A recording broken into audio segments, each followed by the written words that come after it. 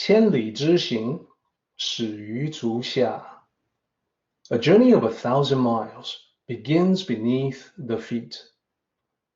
We now gather in the Tao to travel the journey together. Welcome to Tao Talks with Derek Lin, where we take a deep dive into the Tao Te Ching by Lao Tzu. I would like to invite you to center your thoughts and direct your attention to this moment in time, to the here and now, to be fully present and mindfully aware as we all ready ourselves for this sacred process of the Tao. So without further ado, let's get back to complete the last section, the last few lines of Tao Te Ching, chapter 64. Chapter 64 has the chapter title in Chinese, Assistance to All. The characters are as exactly as you see in the slide. It is talking about assisting or amplifying the natural order of all things, the Tao in all things. And that is also applied to people, other people, and we ourselves. So what we talked about previously, we went through this chapter, and as everyone can see, it's a more lengthy chapter than some of the other ones. When we get into chapter 65, it is about half the length as this one. So we definitely had quite a few lines to analyze and decipher. And as usual, we started out with a sectional analysis using the characters to discern the hidden sections that make up this particular chapter. So we're able to divide it up into sections that contain discrete thoughts, that have points that they wanted to make that are distinctly different from the points made in the other sections. So as I mentioned last time, we got almost all the way to the very end of our discussion. We got to line 24. Line 24 itself is significant because in the last section, it is one of the three lines that talk about the attitude and behavior of the ancient Tao sages. So line 22 talks about the sages desiring not to desire. Then line 23 saying that they did not value goods, merchandise that are hard to acquire. And then line 24 that they wanted to learn to unlearn. So three major points about the sages themselves. Prior to us getting into that discussion, we also finished up our discussion in the previous section, which was all about attachments, detaching from that, being consistent in doing one's work, and how if you were to try to grasp at something, you will invariably lose it. And all of these, as I mentioned, can be linked, can be related to the previous points being made, which was a series of three metaphors that talk about a big job, a big undertaking, a mission, a quest. And that was in the second section. That's where we saw the tree, the tower, and of course, the journey of 1,000 miles. So when we linked those concepts together in the previous discussion, the recap for that is going to be this particular slide. The lines in blue, as I'm sure everyone recalls from last time, talking about the three metaphors: a tree thick enough to embrace, a tower of 9 levels, a journey of 1,000 miles. These are all metaphorically talking about big things in life, significant enterprises or undertaking. The journey that we're on to study the Tao fits very well with the third metaphor. Then, when we talked about attachments, when we talked about moving against the Tao or not in accordance with the Tao, being very attached, it would be like the eagerness that causes one to try to speed things up. So with a tree, it would be like pulling on the sapling to encourage it to grow faster. And we know that doesn't work. If we pull on it too hard, we get the negative results where the sapling withers and dies, and you end up with no big tree at all. And then a tower of 9 levels, if we're too eager for the great view that is available from the very top of that tower of 9 levels, we would be building the lower levels in very quick and sloppy fashion in order to prop up the higher levels, but then the lower levels, not properly constructed, will cause the tower itself to collapse. Then, on the journey of 1,000 miles, if we are so eager to get to the end of it, so we run as fast as we possibly can, we know that is not sustainable. We will quickly run into exhaustion and maybe even injure ourselves when we stumble and fall. So these are all different ways to talk about the same metaphors, and they teach us something about life, that there are processes that must take their time, that the journey of 1,000 miles must be completed with many, many steps. And we may as well take the steps one at a time and not try to rush, not try to be frantic and hurry things up. So then the two gray lines represent the section below the metaphors, and that's talking about what happens when we apply those concepts of attachments, the grasping nature of mankind, on our surroundings, on nature itself. That when it's the environment and human beings are exploiting natural resources, we do considerable damage, as we have seen in the world. And we have also seen in our lives that when we are too obsessed, too attached with personal connections, whether it's friends, family, or loved ones, we do considerable damage to the relationship. So again, simple metaphors, but far-reaching implications that we can all apply to life. The one who meddles will fail. The one who grasps will lose. Then we talked about, as I mentioned, the behavior, the attitude, the disposition of the sages,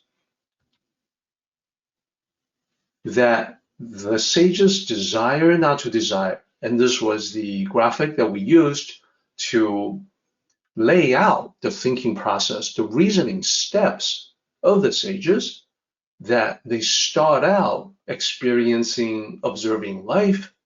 They, because of that observation, realize how toxic desires can be. Yet, upon contemplation, they also realize that as long as we're alive, we're going to feel some kind of desires. So there's no complete elimination of desires. So then they push that thinking further to realize that moderation is the key. You don't want desires in the extreme because those can be extremely harmful. Then, when we are able to apply moderation to desires, we can then open up the possibility of contentment. To be content is a virtue. And we push that further with the teaching From Huinen, the sixth patriarch of Zen Buddhism, we realize that the true self within the self nature, it is ultimately self-sufficient.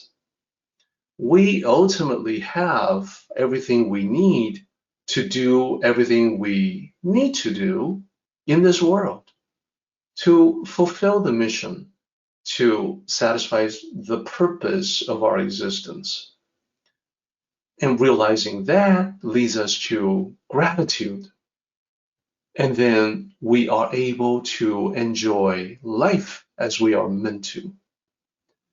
And as I mentioned last time, I'm very grateful. I feel fortunate to study the Tao with everybody. I feel privileged to walk the path with everyone right now. We're all on the path together, and we have more people joining us. For that, I am very appreciative. I do want to take this opportunity as well to remind everyone that in this meeting format that we have, we're only utilizing a small fraction of the total capacity. We are at most perhaps at 20% of the overall capacity of this meeting, and that means there's plenty of room for more. If you should think of or encounter people in your life, whether it's friends or family, that can benefit for this meeting, please encourage them to join us. And if they're curious about this and want to find out more about it, they can always look at the recordings on YouTube or look at my books on Amazon. It should give them a pretty good idea what this meeting is all about. So going from the gratitude at the end of the thinking process, desire not to desire, we also talked about the fact that the ancient sages, they had a value system that prioritized the intangible over the tangible material objects. So in line 23, as we saw previously, the sages do not value goods that are hard to acquire. Indeed, they do not have high opinions of holding on to treasures, rare treasures, things like jewels, gems, diamonds, gold, silver, all of that. The ancient sages had a healthy appreciation for the basic necessities of life, the things that we all need to live, to survive and thrive. But beyond that, they recognized that the pursuit of material things was ultimately empty. They see how people go to great lengths to get those things, but they decide to not do that for themselves. They decide for themselves that the intangibles of life are much more valuable.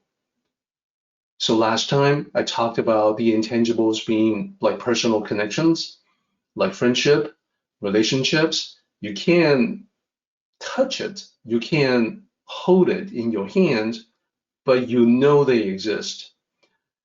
There is emotions, the love that you feel in your heart, you know it's there.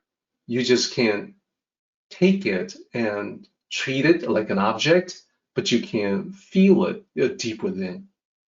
So that leads me to a summarizing slide here about the sages, how they do not value rare goods. And it is that, so the overall idea we can summarize as lesser value on material things. Treasures, monetary wealth, well, the sages recognize that these are the things that come and go. You can't take any of it with you. They are ultimately transient. They are impermanent. And some would even go as far as to point out that essentially they are illusory. And then the reverse of that, the yin and yang interplay of this, is that they place much greater value on the intangibles of life, personal connections, relationships. These are much more precious than things, objects.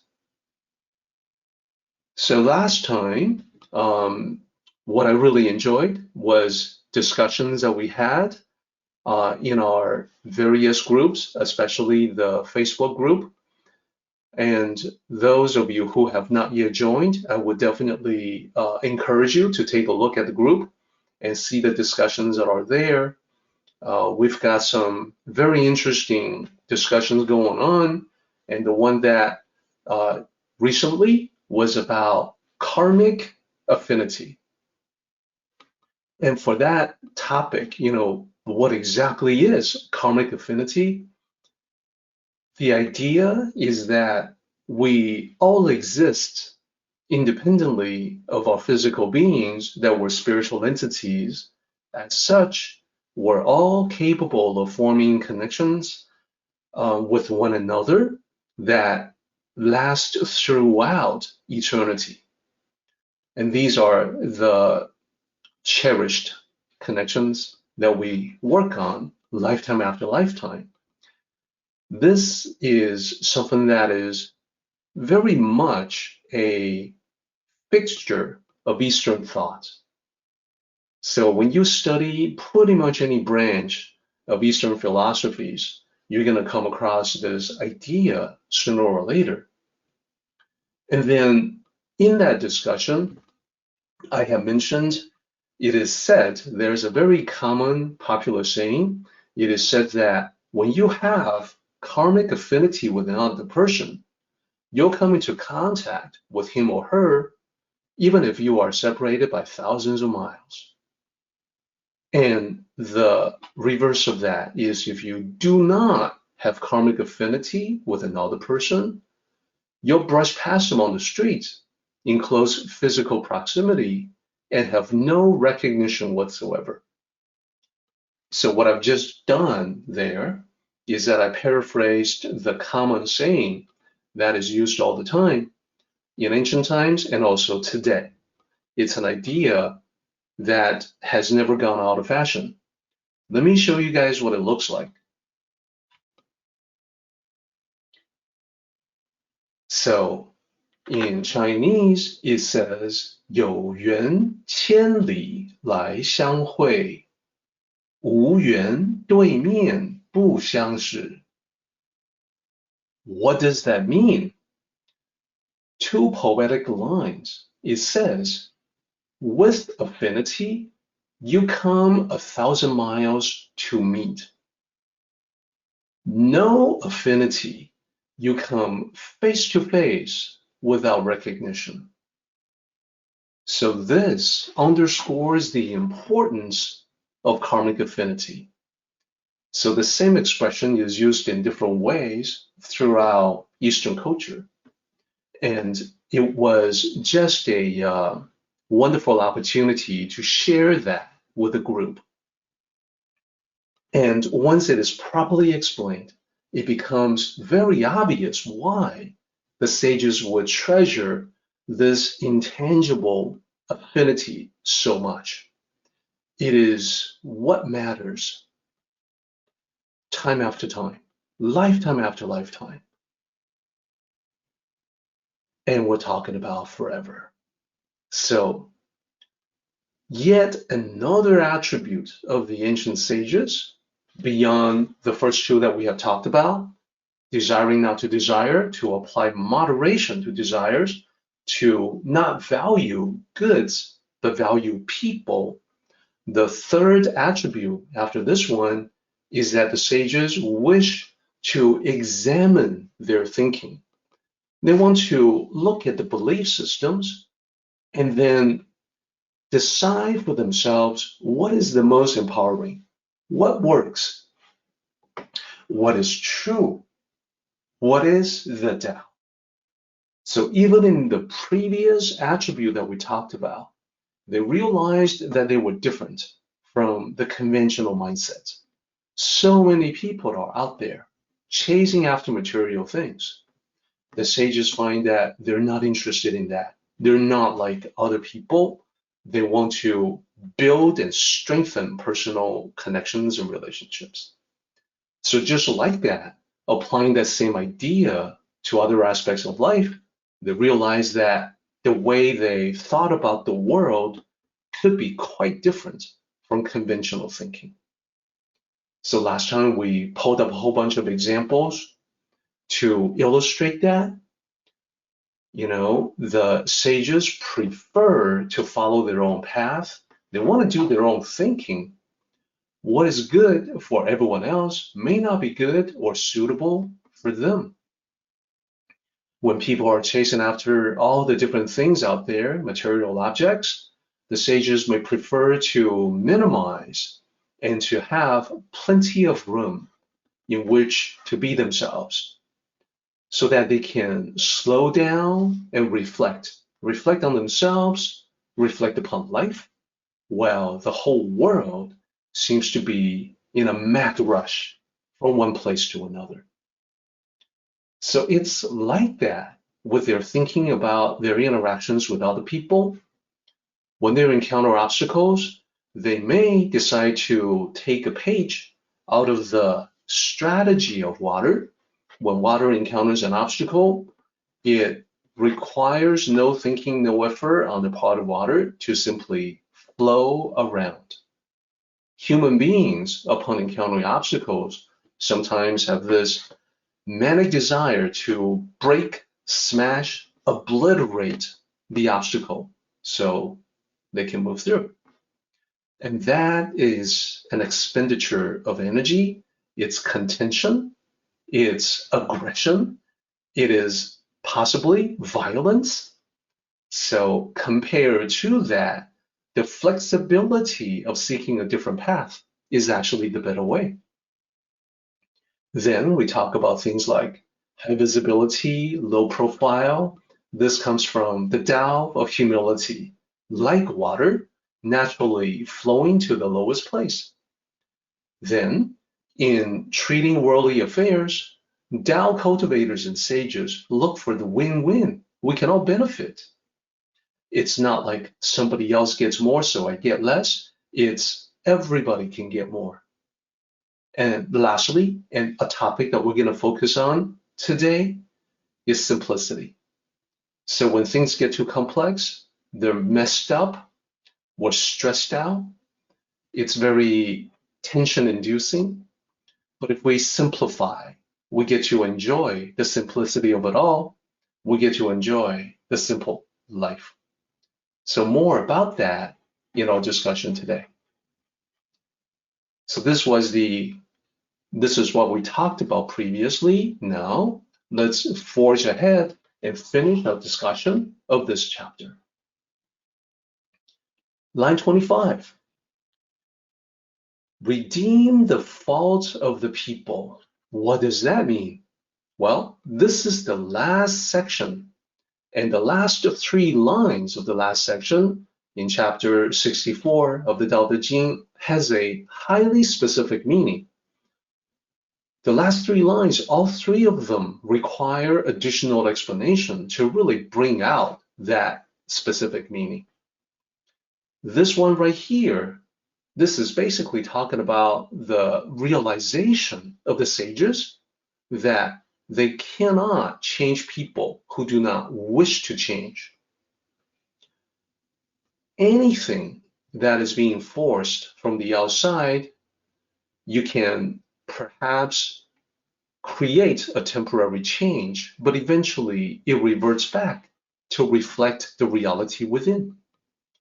This is true even when people who don't know the Tao suffer for false beliefs that do not empower them. They can still cling to them and not let go. Because of that, because people cannot change unless they want to change, Tao sages realize the only way to redeem humanity is to work on oneself. And this is true because human nature dictates that change must come from within and not be forced from the outside. And When we say the only way to help others is to work on oneself, this is a consequence of our interconnectedness with one another. So all human beings are interconnected. That is to say, among all of us, there are invisible lines of connection. Even though we cannot see them, these connections are nevertheless very real. It can be most easily seen or perceived or felt when you do something good for other people and they reciprocate that goodness back to you. The end result is that the positive thing you do for others, you've actually done for yourself because it comes back to you. Now, what can also be seen is the other way around. That is, when you do something good for yourself, and what I mean by that is what happens when you make yourself a better person. The better version of you is better for other people around you as well. The benefit to yourself becomes benefit to them. So the good thing you do for yourself means you can help them better, mentor them, guide them. It is because the connection between you and them is a two-way street. You can also expand further on that from the negative direction. Think about what happens when you hurt other people, you are actually hurting yourself. Now, of course, bullies will not think so. But the truth of the matter is, when you hurt other people, they fear, dislike, hate you, avoid you, they try to get back at you, they become distant. In one way or another, you're actually hurting yourself. The reverse is just as true. When you hurt yourself, when you do damage to yourself, you are also hurting other people. When you are not the best version of yourself, but perhaps the worst, you cannot be there for them. Interactions with you become toxic and therefore damaging. So these are all testimonials to the interconnectedness of all humankind. Throughout history, wise people in all wisdom traditions have made this realization. East or West, it makes no difference. Certainly, from Eastern traditions, whether you are a Tao sage, a Zen master, a Buddhist monk, or other people that study similar traditions, you all come upon this realization that, wow, we human beings are connected to one another. And there's nothing we can do, really, to break that connection. We try to isolate ourselves, but sooner or later, we cannot deny that these personal connections exist. And therefore, it gets back to this line right here that we're looking at. The only way to help other people is to work on yourself.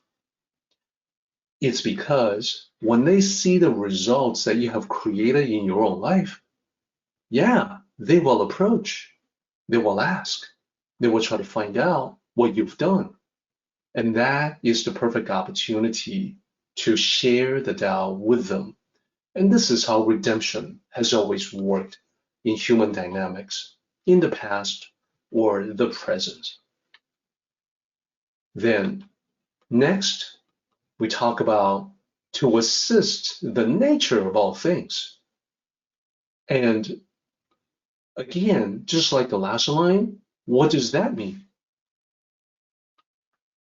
To assist the nature of all things is to mentor or guide. So we note that in nature, the natural order of the myriad things is that they take only what they need, they don't hoard resources, they don't deny them to others, they share. Human beings, of course, have the elements of greed, In extreme situations, we battle one another tooth and nail over things we don't actually need. And this is contrary to nature. It's contrary to the Tao. So we human beings are complex. We have the good and the bad within us. These are all part of our nature. And we all have the potential to be at our best, to manifest the best possible versions of ourselves. Therefore, when sages are assisting people, they are looking for that potential to be at the best. They amplify the aspiration, their yearning to be better. So when they provide assistance, when they assist the nature of all human beings, they are pointing to the right path, the path that you and I follow right now. The sages point to the right path as a way to assist people. And once you've been on the path for a while, eventually you realize that, well, this is what I always wanted. Maybe I didn't know this before, but the more I walk the path, the easier it is to see this is the path that I was meant to walk. So the assist is a push along the right direction. It's nudging on the right path. It's pointing to the right direction. And then lastly, without daring to meddle. So this gets back to interference, meddling, producing negative results. So Tao sages do not force their ideas onto people. They do not interfere with people's lives. People will come to them when they need the advice of the sage. The sages themselves, they quietly do their part in following the Tao. They help those who are ready and ask for help. So I think it makes sense. And this line is very organically intertwined with the previous two lines. They recognize that the world at large remains much the same as always, and indeed, the world at large is mostly unaware of the Tao. So, do we have an aspiration to change the world? Yes and no. The Tao can potentially change the world, but it's a long journey, it's a huge task. It's all right that we only have a small effect on the overall world at large. The reason is because what we do, what the sages do, may have a small impact on the overall environment, and yet for the person that you help, for the person that is transformed by the Tao, it can be huge. While the world remains much the same as always, one person's world can change dramatically. This is like when you say, well, the Tao changed my life. Yeah, for you, for the world that you inhabit, it has completely changed. So that is significant as well. It is significant for the person who is living in his or her own world. And this gets back to this overall point. The sapling, the construction material, the steps in a very long journey. We're really talking about the Tao in the world. This is the hidden layer, the deeper meaning of the last three lines. Lao Tzu is saying that the Tao in the world is like the tall tree that grows gradually over time. It is like the Tower of 9 levels that has to be built up brick by brick. It is like the journey of 1,000 miles that has to be completed step by step.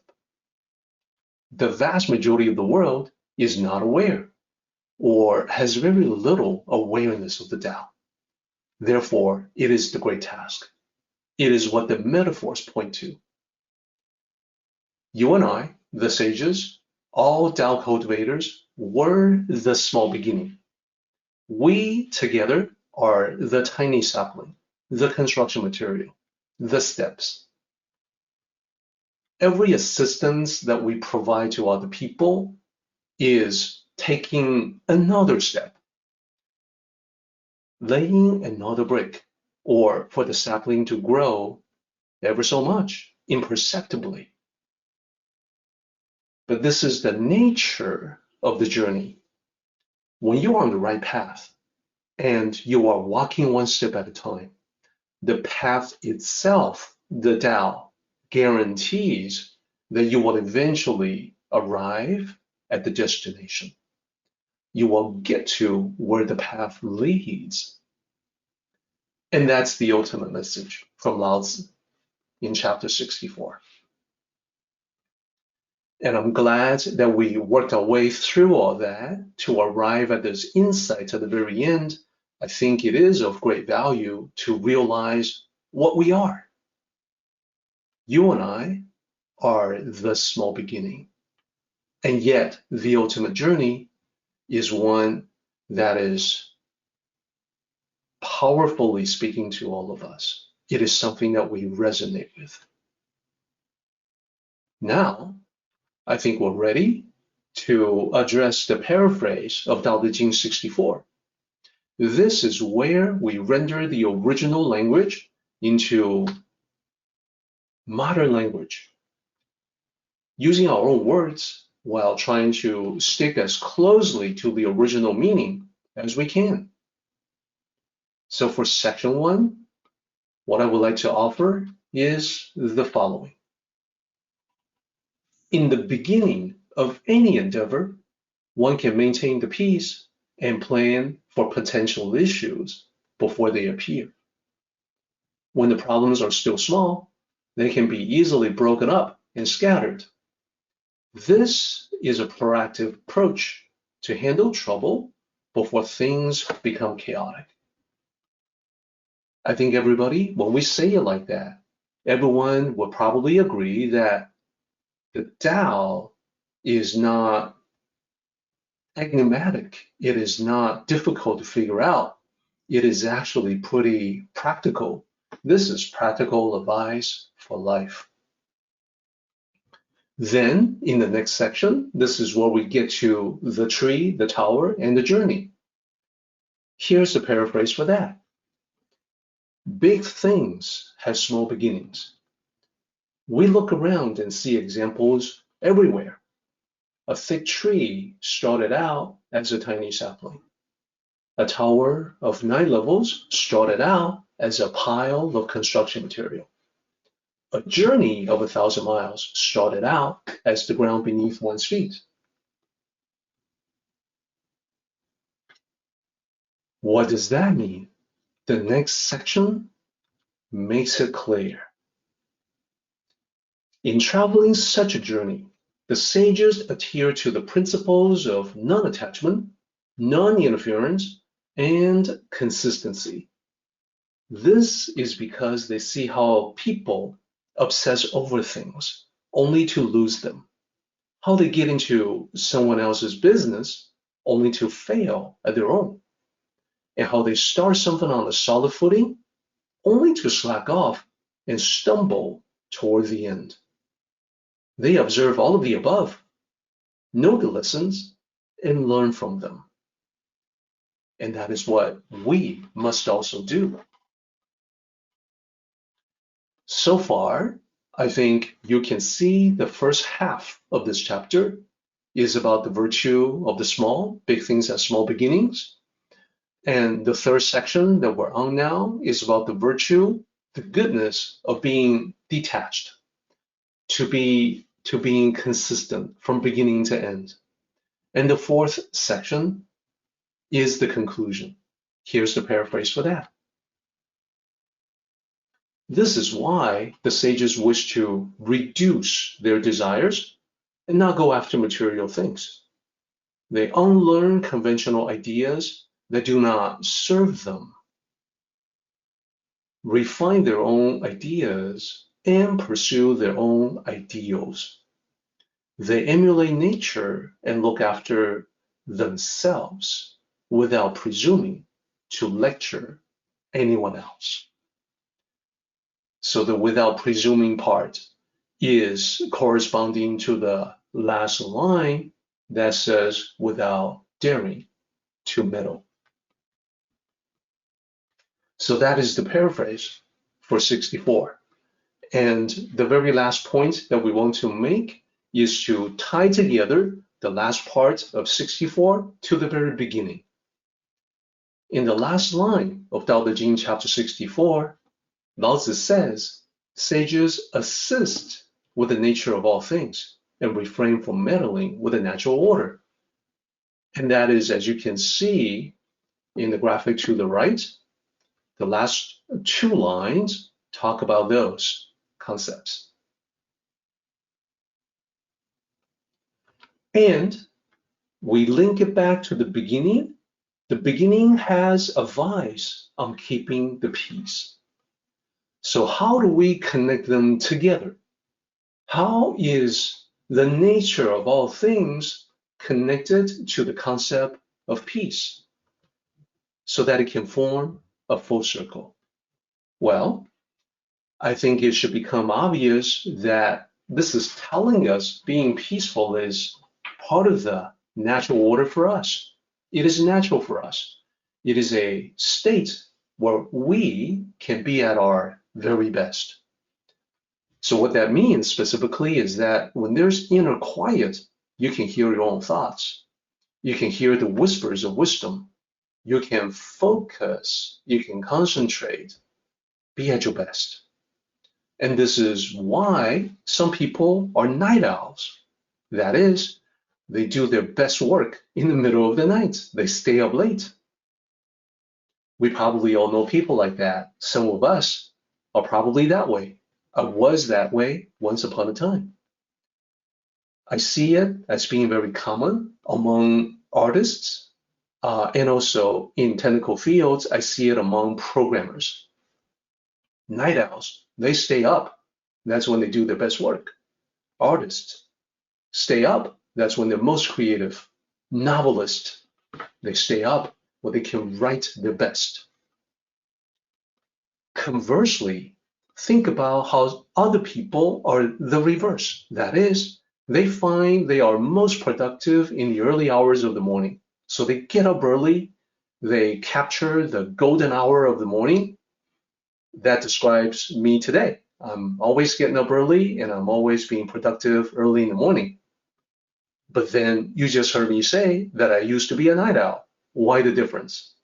Well, it's actually not different. It's actually the same. It is the one Tao principle that ties all of that together. The early risers and the night owls, what they have in common, it is not about morning or night. It's about peace. It's about the inner quiet that enables you to be at your best. Once you see that, you can be at your best, whether it's morning or night, or in the middle of the day. So a powerful principle to get to know. Attaining and maintaining inner peace is of central importance in spiritual cultivation. Now you see why. When it is peaceful, it is easy to maintain. It is easy to be at your best and maintain yourself at your best. This concludes our discussion of 64. I think, as everyone can see, there's a lot of lessons here, a lot of interesting bits that all tie together, and that's kind of the nature of the Tao Te Ching. It is the natural order of the study of the Tao and all of us walking on the path. Today, we were able to complete our discussion of 64. So just a quick reminder for everyone, what was 64 all about?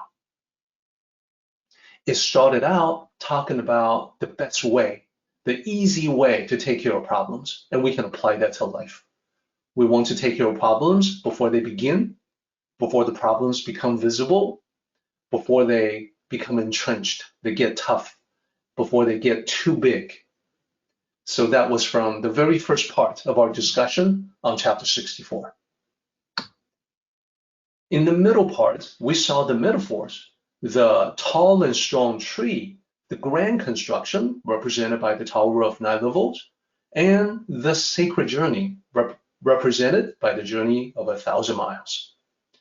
So the takeaways from that is to recognize that just as the tree grows imperceptibly from one day to the next, Tao cultivation is also gradual. It happens in never-ending increments from one day to the next. So the nine-level tower, Tower of Nine Levels, is a good metaphor for what we wish to build in life. So my takeaway is to build one's dream, and the raw material of life is what's available all around us. Then the sacred journey is what we are on right now. We are all walking on the journey together. And the last part of chapter 64 is about walking that great journey, how we can go toward completion. The advice or suggestions from Lao Tzu is to refrain from interference. When we interfere with other people's business, we're not taking care of our own. We want to relax and not try to grasp at something with a death grip.